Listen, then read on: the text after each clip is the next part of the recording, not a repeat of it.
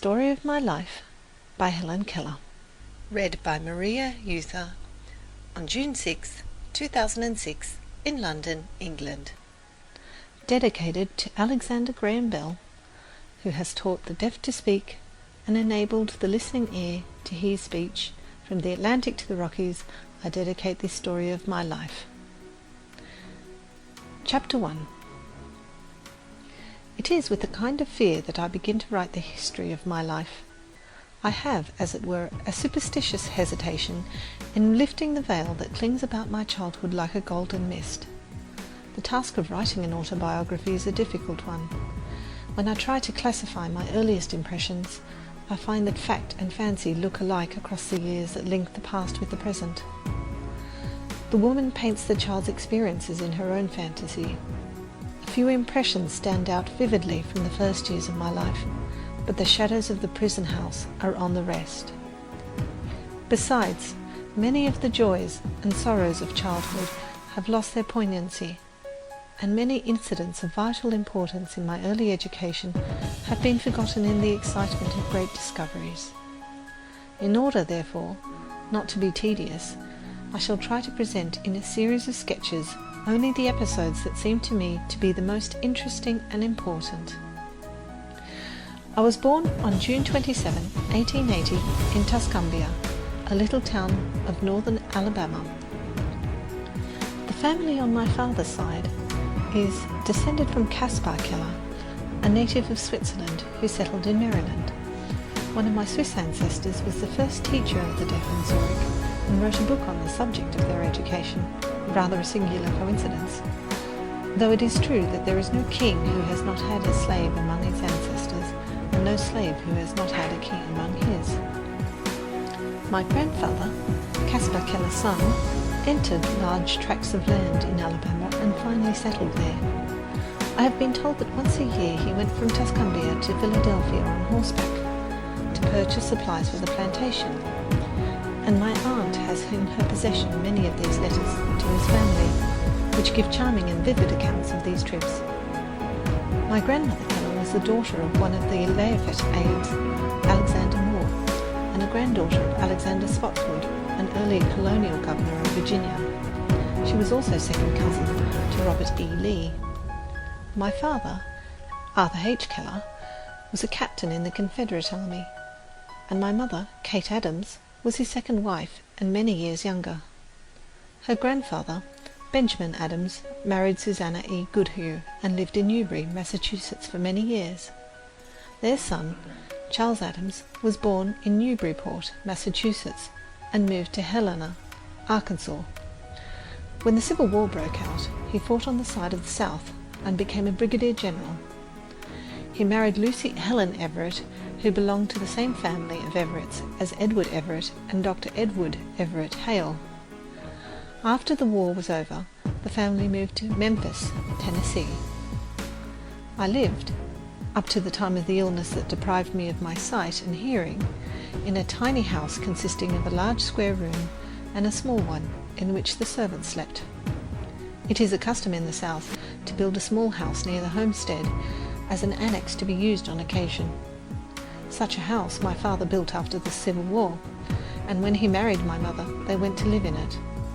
It was completely covered with vines, climbing roses and honeysuckles. From the garden it looked like an arbor. The little porch was hidden from view by a screen of yellow roses and southern smilax. It was a favourite haunt of hummingbirds and bees. The Keller homestead, where the family lived, was a few steps from our little rose bower. It was called Ivy Green because the house and the surrounding trees and fences were covered with beautiful English ivy. Its old-fashioned garden was the paradise of my childhood. Even in the days before my teacher came, I used to feel along the square, stiff boxwood hedges, and, guided by the sense of smell, I would find the first violets and lilies. There too, after a fit of temper, I went to find comfort and to hide my hot face in the cool leaves and grass. What joy it was to lose myself in that garden of flowers, to wander happily from spot to spot, until, coming suddenly upon a beautiful vine, I recognized it by its leaves and blossoms. and knew it was the vine which covered the tumble-down summer house at the farther end of the garden. Here also were trailing clematis, drooping jessamine, and some rare sweet flowers called butterfly lilies, because their fragile petals resemble butterflies' wings. But the roses, they were the loveliest of all. Never have I found in the greenhouses of the north such heart-satisfying roses as the climbing roses of my southern home. They used to hang in long festoons from our porch, filling the whole air with their fragrance, untainted by any earthly smell. And in the early morning, washed in the dew, they felt so soft, so pure, I could not help wondering if they did not resemble the asphodels of God's garden. The beginning of my life was simple, and much like every other little life. I came, I saw, I conquered, as the first baby in the family always does. There was the usual amount of discussion as to a name for me. The first baby in the family was not to be lightly named. Everyone was emphatic about that. My father suggested the name of Mildred Campbell, an ancestor whom he highly esteemed, and he declined to take any further part in the discussion. My mother solved the problem by giving it as her wish that I should be called after her mother, whose maiden name was Helen Everett. But in the excitement of carrying me to church, my father lost the name on the way. Very naturally, since it was the one in which he had declined to have a part. When the minister asked him for it, he had just remembered that it had been decided to call me after my grandmother, and he gave her name as Helen Adams. I am told that while I was still in long dresses, I showed many signs of an eager, self-asserting disposition. Everything that I saw other people do, I insisted upon imitating. At 6 months, I could pipe out, "How d'ye?" And one day, I attracted everyone's attention by saying, "Tea, tea, tea," quite plainly. Even after my illness, I remembered one of the words I had learned in these early months. It was the word water, and I continued to make some sound for that word after all other speech was lost. I ceased making the sound wah-wah only when I learned to spell the word. They tell me I walked the day I was a year old. My mother had just taken me out of the bathtub and was holding me in her lap, when I was suddenly attracted by the flickering shadows of leaves that danced in the sunlight on the smooth floor. I slipped from my mother's lap and almost ran towards them. The impulse gone, I fell down and cried for her to take me up in her arms. These happy days did not last long. One brief spring, musical with the song of robin and mockingbird, one summer rich in fruit and roses, one autumn of golden crimson sped by, and left their gifts at the feet of an eager, delighted child. Then, in the dreary month of February, came the illness which closed my eyes and ears and plunged me into the unconsciousness of a newborn baby. They called it acute congestion of the stomach and brain. The doctor thought I could not live.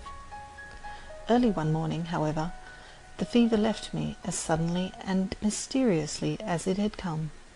There was great rejoicing in the family that morning, but no one, not even the doctor, knew that I should never see or hear again. I fancy I still have confused recollections of that illness.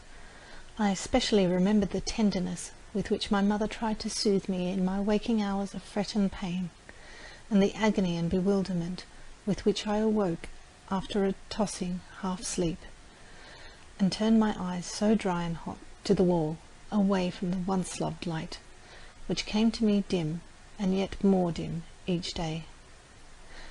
But except for these fleeting memories, if indeed they be memories, it all seems very unreal, like a nightmare.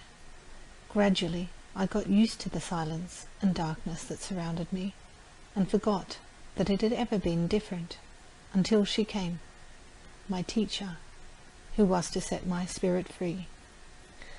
But during the first 19 months of my life, I had caught glimpses of broad, green fields, a luminous sky, trees and flowers, which the darkness that followed could not wholly blot out. If we have once seen, the day is ours, and what the day has shown. End of chapter 1. Read by Maria Euther. on June 6, 2006 in London, England.